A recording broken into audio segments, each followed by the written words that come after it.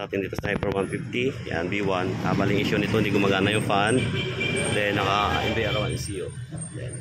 Ayun, try natin panda rin kung gumagana talaga yung fan. Kung hindi talaga gumagana pala. Yan. Start natin. Diba, mag-aagutin lang natin dito yung temperature sensor. Dapat yung fan, pag bugot mo dito, ikot yan siya. Diba? Siya umikot. Ngayon, try natin. Balik tayo ng ECU. Ay, stock mo, pre. Nabalik na natin yung stock ECU. Try natin ulit. Start.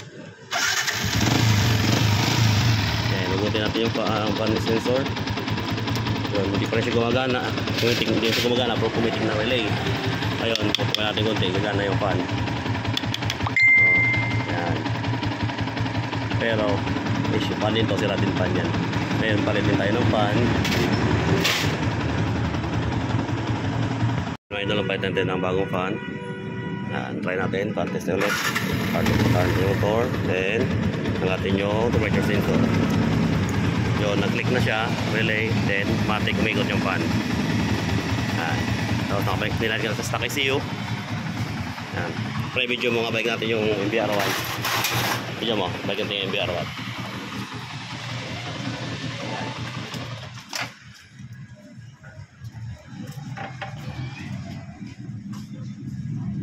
Bigas ako.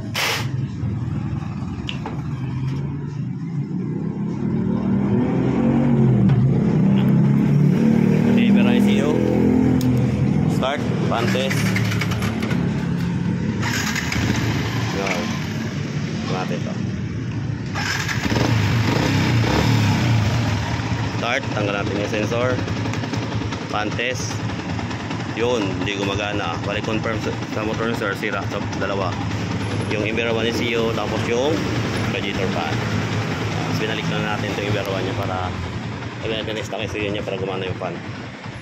Check na rin natin wiring ito kahapon, wala talaga problema. Pag na-problema yung NVR1 ECU, kaya hindi gumana yung fan. Tapos ang fan niya, palyado na rin to.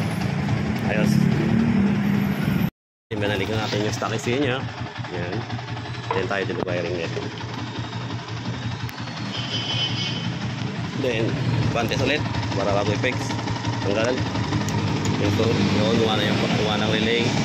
Yan, ikot yung fan.